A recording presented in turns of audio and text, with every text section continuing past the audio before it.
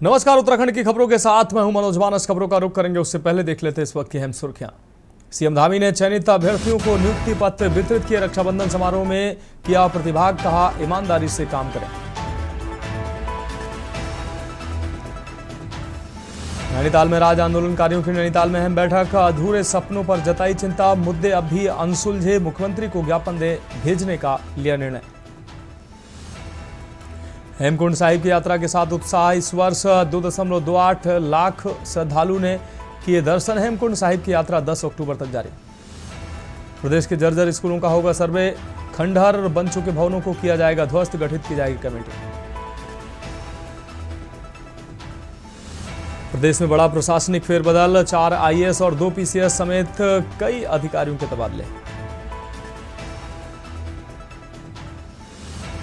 देहरादून बागेश्वर में भारी बारिश का ऑरेंज अलर्ट। 5 अगस्त तक पर्वतीय जिलों में तेज बारिश होने की संभावना। प्रदेश में 64 सड़कें बंद।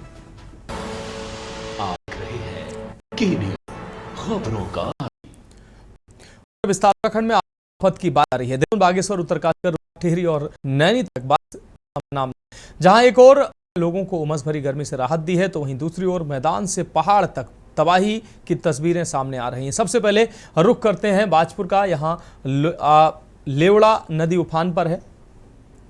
नतीजा नैनी रोड, वार्ड नंबर समेत कई इलाकों में जलभराव से जीवन अस्त व्यस्त हो गया है। लोगों के घरों में चुका है, सड़कें डूब चुकी हैं। वर्षों पुरानी समस्या का अब तक कोई स्थायी समाधान नहीं निकल पाया। हर बार की तरह इस बार भी प्रशासन राहत और मुआवजे के भरोसे में दिख रहा है। हल्द्वानी में तेज बारिश में गोला पुल की अप्रोच रोड फिर से धंस गई है। करोड़ों रुपए खर्च करने के बाद भी सड़क बार बार टूट रही है। अब निर्माण एजेंसियों की कार्य प्रणाली पर सवाल उठने लगे हैं। मौके पर पहुंचे सिटी मजिस्ट्रेट ने हालात का जायजा लिया और एनएचआई की टीम को त्वरित मरम्मत के निर्देश दिए हैं। कालाडूंगी में लगातार बारिश ने ग्रामीण क्षेत्रों को जलमग्न कर दिया है। तब सड़कें, अब फसलें तबाह हो गई हैं। पोल्ट्री फार्म डूब गए हैं। किसान राजू तिवारी को अकेले 10 लाख रुपए का नुकसान हुआ है। प्रशासन ने आगामी 24 घंटे के लिए अलर्ट जारी किया और लोगों को सुरक्षित स्थानों पर रहने की सलाह दी गई। उत्तराखंड में मौसम विभाग ने और भी भारी बारिश की चेतावनी दी है। तो ये 4 तस्वीरें देहरादून, बाजपुर, हल्द्वानी, कालाडूंगी। बारिश का कहर हर तरफ देखा जा रहा है।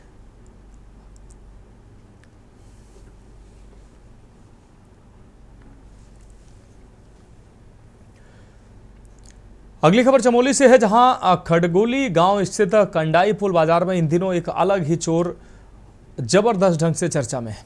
हालांकि ये चोर इंसान नहीं बल्कि एक बंदर है, लेकिन ये कोई आम बंदर नहीं बल्कि गले में घंटी और पट्टा पहने पूरी ट्रेनिंग के साथ बाजार में चोरी कराने के इरादे से छोड़ा गया। किसी मदारी का मास्टर बंदर बताया जा रहा है। बीते कुछ दिनों से ये बंदर दुकान, घरों से कीमती सामान और पैसे चुरा कर भाग रहा है। हाल ही में एक व्यक्ति के घर की कुंडी खोलकर इस बंदर ने 4000 रुपए उड़ा दिए। दुकानदारों की माने तो वह सामान उठाकर भाग जाता है और किसी गुप्त जगह पर छिपा देता है। सबसे हैरानी की बात यह है कि बंदर इंसानों से बिल्कुल नहीं डरता। आराम से लोगों के बीच आता जाता है, पर नजर सिर्फ उनके कीमती सामान पर होती है। इससे अंदेशा है कि किसी ने जानबूझकर इसे बाजार में चोरी के इरादे से छोड़ा है। गाँव वालों का कहना है कि मनुष्य की उत्पत्ति भले ही बंदरों से हुई हो, लेकिन अब लगता है कुछ बंदर इंसानों से भी 2 कदम आगे निकल चुके हैं। घबराए लोग अब इस हाईटेक चोर बंदर से राहत चाहते हैं। वन विभाग को सूचना दे दी गई है। रेंजर कार्यालय नंदप्रयाग के अनुसार जल्द ही पिंजरा लगाकर इस चोर बंदर को पकड़ा जाएगा। फिलहाल कंडाई बाजार में हर ग्राहक अपने पर्स और दुकानदार अपनी अलमारी पर नजरें टिकाए बैठा है, कहीं कोई घंटे वाला मेहमान न पहुंच जाए। चोरी के इरादे से यहाँ पे छोड़ा गया है। पूर्ण मकसद इसमें है, ये वैसा बंदर है, वो ट्रेंड वाला।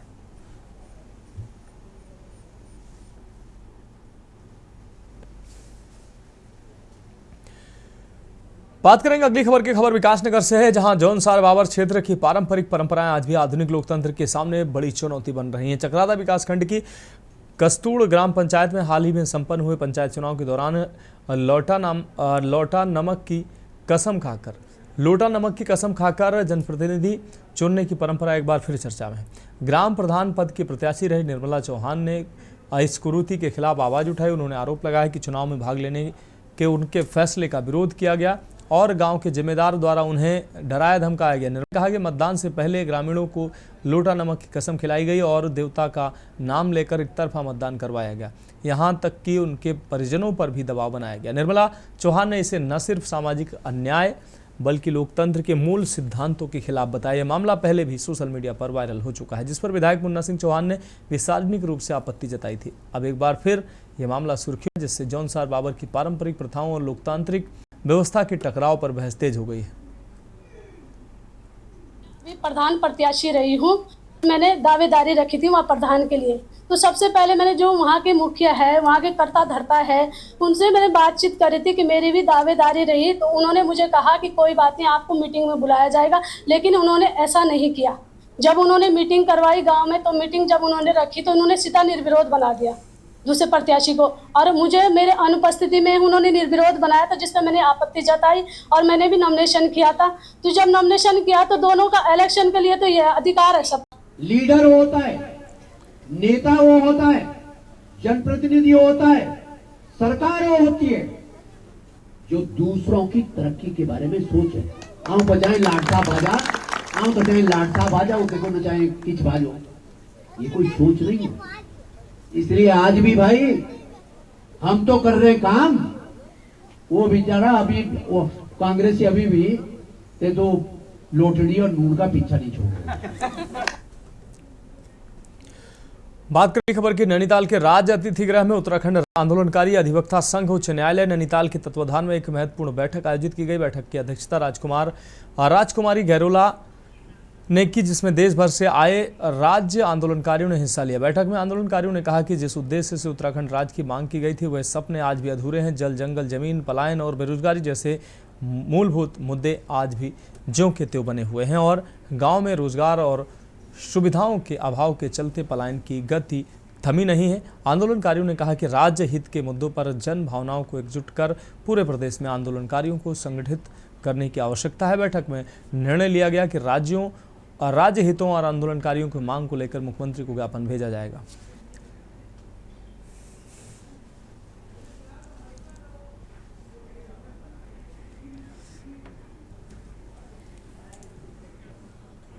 दूर दूर तक दिखाई नहीं देती। उत्तराखंड, मैंने जैसे कहा है, उत्तराखंड हमने शहरों के लिए नहीं बनाया था। उत्तराखंड का जो मेन हमारी सोच थी वो गांव की थी, हमारी गांव में तरक्की हो। जो आज का हमारा सामाजिक और न्यायिक सम्मेलन वो इसी में मंथन हुआ, जो आज से पहले 1992 में शुरू हुआ था आंदोलन। उस टाइम हमारी लड़ाई ये थी, जल, जंगल, जमीन।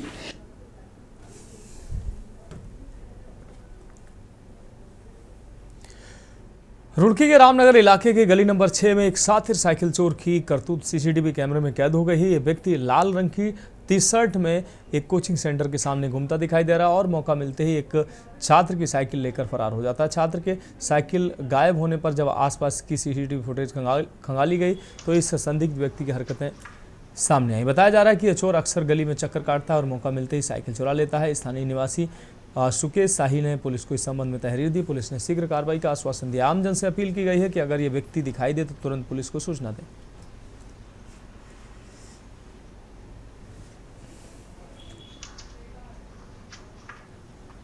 देहरादून स्थित उत्तरांचल प्रेस क्लब में छत्रपति शिवाजी सेना द्वारा एक प्रेस वार्ता का आयोजन किया गया। इस दौरान संगठन ने उत्तराखंड में अपना विस्तार करते हुए नई जिम्मेदारियां सौंपी।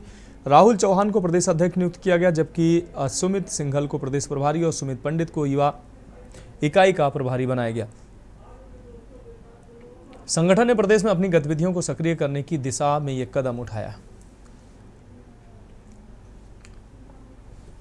देखिए, छत्रपति शिवाजी महाराज का एक उद्देश्य था पूर्ण स्वराज्य, हिंदू स्वराज्य, मतलब हिंदुओं की भूमि, हिंदुओं की संस्कृति इस मातृभूमि पर आदि अनादि काल तक इसी तरह से चलती रहे। और जैसे कि हम देख रहे हैं, चाहे उत्तर प्रदेश हो या कोई सा भी राज्य हो, डेमोग्राफिक परिस्थितियां हर जगह बदल रही है। चाहे वो किसी प्रकार का जिहाद हो, बाहरी संस्कृति, मजहबी लोग आकर संस्कृति को तोड़ने का काम कर रहे हैं। तो जो छत्रपति शिवाजी सेना है, अपने मूलभूत संस्कृति को जगाने के लिए प्रत्येक राज्य में कार्य करने के लिए तैयार है। उसी संदर्भ में आज हम उत्तराखंड की इकाई की घोषणा कर रहे हैं और उत्तराखंड में एक नई ऊर्जा के साथ हम कार्य करने के लिए आज यहाँ पर एकत्रित हुए हैं। बढ़ेंगे अगली खबर की ओर। जनपद हरिद्वार पुलिस मुख्यालय में वरिष्ठ पुलिस अधीक्षक प्रमेंद्र सिंह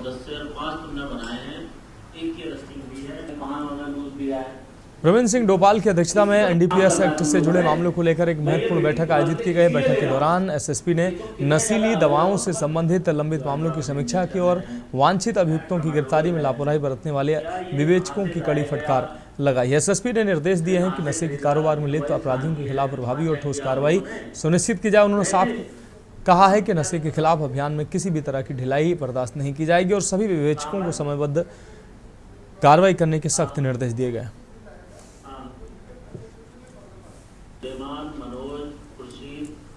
हमारे हरिद्वार जनपद में जो एनडीपीएस से संबंधित अभियोग हैं उसमें की जा रही विवेचना की प्रगति के संबंध में और क्या अभी कार्रवाई खासकर 29 एनडीपीएस एक्ट में या अन्य जो हमारी पिट एनडीपीएस है या एचएस की कार्रवाई है, गैंगस्टर एक्ट की कार्रवाई है, उस पर एक विस्तृत आज विवेचनाओं के संबंध में समीक्षा की गई थी। उसमें जो आईओ हैं उनके साथ ही संबंधित थानाध्यक्ष और सर्कल अफसर और एसपी एसपी ग्रामीण सभी को बुलाया गया था और इसमें जो पेंडेंसी के कारण हैं, अगर उसमें व्यक्ति द्वारा जो पेंडेंसी रखी गई है हमारी विवेचक द्वारा उन किन परिस्थितियों में रखी गई है उसकी समीक्षा की गई थी और इनको निर्देशित किया गया है कि पेंडेंसी को तत्काल समाप्त करेंगे और जो भी विवेचना में जो प्रगति है उसको तत्काल प्रभाव से उसमें प्रगति लेके।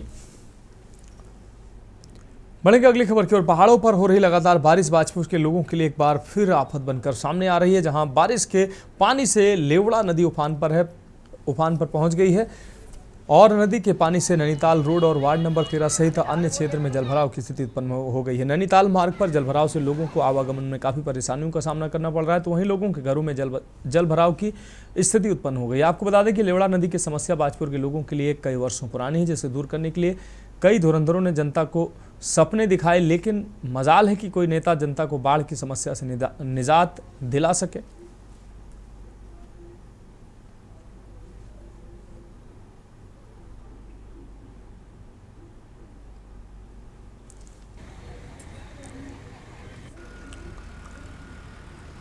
बार भाई साहब प्रशासन ने हमें डुबाने का पूरा प्लान बनाया है। लेवड़ा के दोनों साइड से बंदे बना दिए, हमारा एरिया पूरा छोड़ दिया है। पानी का कटाव पीछे कहीं भी नहीं है, सारा पानी इधर ही बह के आ रहा है। हर किसी के घर में 5-5, 6-6 फीट पानी खड़ा हुआ है इस समय। ना प्रशासन देखने आ रहा है ना कुछ। प्रशासन देखने आ रहे हैं, इधर जा रहे हैं उधर जा रहे हैं, फोटो खिंचवा के चले जा रहे हैं। जैसे कि हमें सूचना प्राप्त हुई प्रातः काल में आज 6-6:30 बजे के आसपास सूचना हमें प्राप्त होने लगी थी। हमारे राजस्व कर्मचारी भी वहाँ मौके पर पहुँचने लगे थे और जैसे ही सूचना कंट्रोल रूम के माध्यम से राज्य सरकार को मिली तो माननीय मुख्यमंत्री जी और जिलाधिकारी महोदय ने तत्काल मुझे भी मौके पर जाने के निर्देश दिए और मैं भी मौके पर आया। जैसा कि मैंने वहाँ पर देखा कि जो बेरिया नदी का पुल है वहाँ से पानी इंदिरा कॉलोनी में घुसा, उसके आगे जगह जगह से जोड़ा नदी का पानी इंदिरा कॉलोनी में घुसा है और इंदिरा कॉलोनी में लगभग 1 फीट से लेकर के 2.5-3 फीट तक पानी गया है। फिलहाल खबरों में वक्त एक ब्रेक का, जल्द हाजिर होंगे।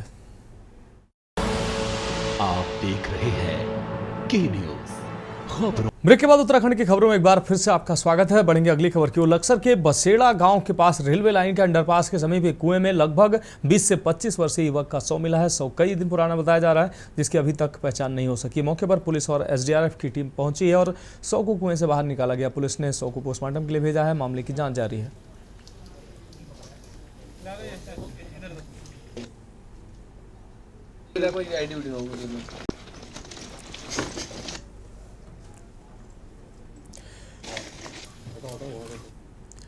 अगली खबर हरिद्वार से, जहां धार्मिक स्थलों और भीड़भाड़ वाले इलाकों में चल रही अतिक्रमण हटाने की मुहिम के बीच अब सिंचाई विभाग भी सख्त हो गया। हरिद्वार हेडवर्क के एसडीओ भारत भूषण ने बताया कि विभाग की जमीनों पर बार बार अतिक्रमण की शिकायतें मिली हैं। पहले भी कई बार कब्जा हटाने के अभियान चले हैं, लेकिन अतिक्रमण फिर से हो रहा है। अब विभाग ने अतिक्रमणकारियों को 15 दिन का नोटिस जारी कर दिया है। नोटिस में स्पष्ट किया गया है कि निर्धारित समय में अतिक्रमण न हटाने पर ध्वस्तीकरण, चालान और मुकदमे की कार्रवाई की जाएगी।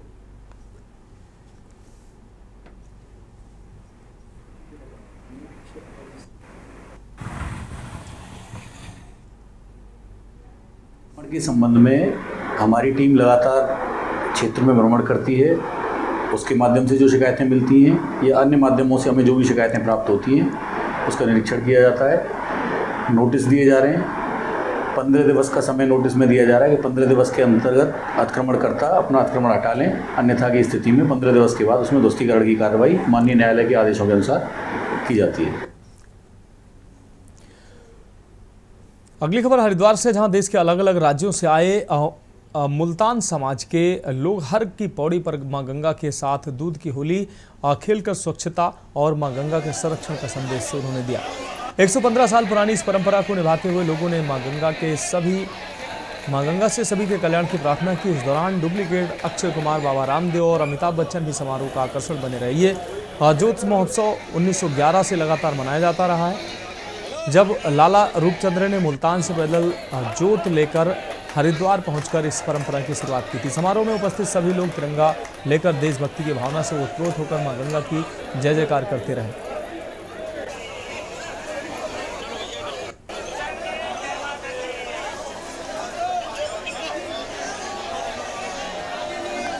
मां गंगा की बड़ी असीम अनुकंपा है। मेरे को लगातार तीसरा वर्ष आने को यहाँ पर 115 वर्ष पुरानी भी हमारी सनातन संस्कृति है और माँ गंगा की गोद में आकर सिर्फ एक ही भाव मन से निकलता है कि देश माननीय प्रधानमंत्री की नेतृत्व में समृद्ध हो, शांति हो, समाज में भाईचारा बढ़े, सब लोग प्यार से रहे और माँ गंगा अपना आशीर्वाद सबसे बनाए रखे। 15 साल पहले भरत रूपचंद मुल्तान से पैदल चढ़ के जो जोत को आए थे, आज नई पीढ़ी इस आयोजन को आगे बढ़ा रही है। हर समाज के लोग यहाँ पर उपस्थित होते हैं। अब आज हमने माँ गंगा से दूध की होली खेली और शाम को भव्य शोभा यात्रा होगी। ये पर्व केवल मुल्तान का नहीं बल्कि हर समाज का हो चुका है। आज धूमधाम से हम ये पर्व मना रहे हैं। लोग साल में नहीं मिलते हैं, तो गंगा तट पे आके मिलते हैं, मन को बड़ा अच्छा लगता है। हमारे देश के अंदर भी और शांति बनी रहे, एकता और भाईचारे का संदेश ये पर्व बन चुका है। हमें इस बात में खुशी है कि हर व्यक्ति यहाँ पर आता है और खुशी से माँ गंगा से मनोकामना पूर्ण करता है और माँ गंगा उन्हें आशीर्वाद देती है। अगली खबर लक्सर से है, जहां नगर में 4 साल पहले बना परिवहन निगम का बस अड्डा आज भी केवल कागजी लाभ दे रहा है। न तो कोई नया रूट शुरू किया गया और न ही यात्रियों को कोई अतिरिक्त सुविधा मिल पाई है। सभी केवल लक्सर हरिद्वार रूट पर अनुबंधित बसों का संचालन हो रहा है। अभी तक स्थानीय लोगों का कहना है कि लक्सर से रुड़की, मुजफ्फरनगर, नजीबाबाद जैसे रूटों पर भी बस सेवाएं शुरू होने की उम्मीद थी, लेकिन अब तक कुछ नहीं हुआ है। रायसी निवासी प्रवीण कुमार और सुरेंद्र सिंह ने बताया कि गंगा पर बने पुल से यातायात बढ़ गया है, जिससे इन रूटों पर सरकारी बसों की ज़रूरत है और भी बढ़ गई है। इस मामले में परिवहन निगम के ARM विशाल चंद्रा ने कहा कि 2 राज्यों के बीच बस संचालन के लिए लंबी प्रक्रिया और सीमित संसाधन चुनौती बने हुए हैं। उन्होंने आश्वासन दिया है कि नई बसें मिलने पर प्रस्ताव मुख्यालय भेजा जाएगा। रोडवेज बसों का संचालन उत्तराखंड गठन से भी पहले लक्सर में शुरू हो गया था और अब भाजपा के जो विधायक रहे संजय जी, उनके प्रयास से यहाँ पे ये रोडवेज अड्डा भी बन गया। लेकिन रोडवेज पे अड्डे पर अगर बस ही नहीं आएगी तो अड्डे का क्या करना है। यहाँ से सीमावर्ती जिले हैं, मुजफ्फरनगर, बिजनौर और कम से कम रुड़की तक के लिए जरूर रोडवेज बस यहाँ से चलनी चाहिए थी। हालांकि देहरादून और दिल्ली के लिए भी कई बार ऐसी चर्चा आई कि यहाँ पे रोडवेज बस चलेगी, लेकिन आज तक वो चल नहीं पाई। दूसरा विषय, कोरोना काल में जो भारत सरकार ने ट्रेनों को बंद कर दिया था, उसके बाद तो यहाँ पर बसें बढ़ जानी चाहिए थी, लेकिन इस विषय पे किसी और का ध्यान नहीं गया। थोड़ी जनता से भी चूक हुई है। पिछली बार यहाँ पे बसपा के विधायक चुने गए, तो मैं समझता हूँ उनकी कार्यशैली और उनकी क्षमता से बाहर का मामला है। इसलिए यहाँ पे ना तो बसें बढ़ पा रही हैं और ना ट्रेनें बढ़ पा रही हैं। मतलब मांग कर रहे हैं कि मतलब जैसे यात्री हैं जिनके लिए ट्रेन मतलब नई सुविधा मिल पाती है, तो कम से कम बस की सुविधा होनी चाहिए, ताकि मतलब यहाँ से कोई यात्री परेशान ना हो और अपना बस से अपना स्वस्थ स्थान पर पहुँच पाए। उधर भी जाने के लिए मतलब कुछ ना कुछ तो होना चाहिए ज़रूर, तो प्रशासन को मतलब इसके लिए भी कुछ ना कुछ करना जरूर चाहिए। लक्सर जो है एक राष्ट्रीय मार्ग नहीं है और परिवहन निगम की बसेस जो है मुख्यतः राष्ट्रीय मार्गों के लिए ही अनुमान्य होती है। लक्सर के लिए हमारे हरिद्वार बस स्टेशन से और देहरादून से सीधी भी सेवाएं उपलब्ध है, जो लोकल हैं, जो हरिद्वार और लक्सर बस अड्डे को जोड़ती है, यानी कि लक्सर को अपने केंद्र हरिद्वार से जोड़ती है, जहाँ पे हर तरह की बस उपलब्ध होती है। काफ़ी दिनों से यहाँ पे बस अड्डा बना हुआ है, लेकिन एक 100 पीस की तरह रह रहा है। जिस दिन बस कांवड़ यात्रा शुरू होती है या कोई हादसे पे हाईवे पे कोई दिक्कत आती है तो लक्सर की याद आती है। बढ़ेंगे अगली खबर की ओर। खबर कालाढूंगी से, जहां कोटाबाग विकासखंड के नया पांडे गांव में ग्राम प्रधान पद के प्रत्याशी उमापति तिवारी ने मतगणना प्रक्रिया पर गंभीर सवाल खड़े किए। उन्होंने जिलाधिकारी नैनीताल को पत्र भेजकर 31 जुलाई को हुई मतगणना में अनियमितता का आरोप लगाया। उमापति तिवारी का कहना है कि शुरुआत में दोनों प्रत्याशियों को बराबर मत मिलने की बात कही गई थी और टॉस की सहमति बनी, लेकिन बाद में 2 मत निरस्त कर विपक्षी को विजेता घोषित कर दिया गया। उमापति ने बताया कि न तो उन्हें निरस्त मत दिखाए गए, न ही उचित रिकाउंटिंग की गई। उन्होंने नया पांडे ग्राम सभा में पुनः मतदान की मांग करते हुए कहा कि यदि न्याय नहीं मिला तो वे न्यायालय का दरवाजा खटखटाएंगे। इस मामले पर उपजिलाधिकारी पारितोष वर्मा ने स्पष्ट किया कि मतगणना के दौरान रिकाउंटिंग कराई गई थी और परिणाम यथावत रहा। अब मतपेटियां सील हो चुके हैं और यदि किसी प्रत्याशी को आपत्ति है तो वो न्यायिक प्रक्रिया के तहत समाधान ले सकता है।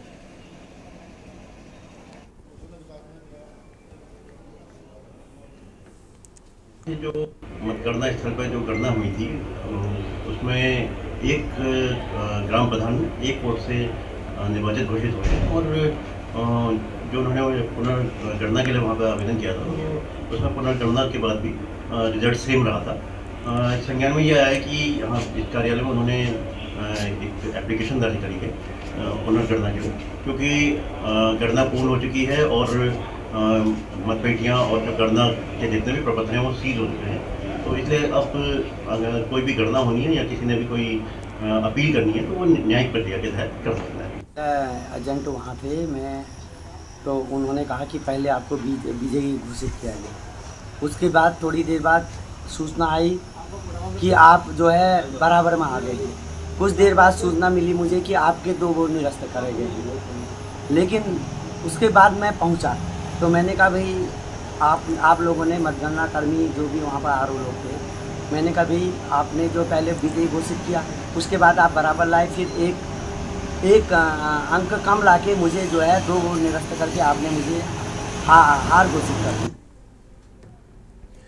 बढ़ेंगे अगली खबर की ओर। हल्द्वानी में शनिवार रात तेज बारिश ने एक बार फिर गोला पुल की अप्रोच रोड की कमजोरियों को उजागर कर दिया है। भारी वर्षा के चलते सड़क का एक हिस्सा फिर से धंस गया, जो पहले भी इस तरह क्षतिग्रस्त हुआ था। करोड़ों रुपए खर्च कर मरम्मत किए जा रहे हैं। इस मार्ग की गुणवत्ता पर अब सवाल उठने लगे हैं। अधिसूचना पर मौके पर पहुंचे सिटी मजिस्ट्रेट गोपाल सिंह चौहान ने बताया कि बारिश के कारण अप्रोच के नीचे अब मिट्टी बह गई है, जिससे यह हिस्सा फिर कमजोर हो गया। फिलहाल NHAI की टीम मरम्मत कार्य में जुटी है। देखिए, अभी मैंने मौका दिया है और ये NHAI की टीम साहब भी साथ में ही है। तो उनका कहना ये है कि केवल जो पानी के फ्लो से जो जड़ में जो मिट्टी का जो भराव था वो वहाँ है, तो उसको ये इसे फिलअप कर रहे हैं। और जो कंक्रीट का जो मटेरियल है वो भी मैंने मंगवा दिया है, तो उसको भी एक बार फिलअप करवा दें। बारिश के समय में कंक्रीट का काम कैसे हो पाएगा? देखिए, अभी बारिश टिकी हुई है और जितना पॉसिबल होगा हम करेंगे इसको। और जो मिट्टी धसाव का जो मामला था वो सब स्टेबल है। उनको तो कोई खतरा नहीं है? NHAI वाले तो बता रहे हैं कि उनको कोई खतरा नहीं है, केवल मिट्टी जो लूज जो मिट्टी थी वही रही है और उसकी जगह फिलिंग कर रहे हैं और उसके ऊपर कंक्रीट डालेंगे। फिलहाल उत्तराखंड की खबरों में अभी के लिए मेरे साथ इतना ही। मुझे दीजिए इजाजत और आप देखते रहिए के न्यूज़ इंडिया। आप देख रहे हैं के न्यूज़, खबरों का सारथी।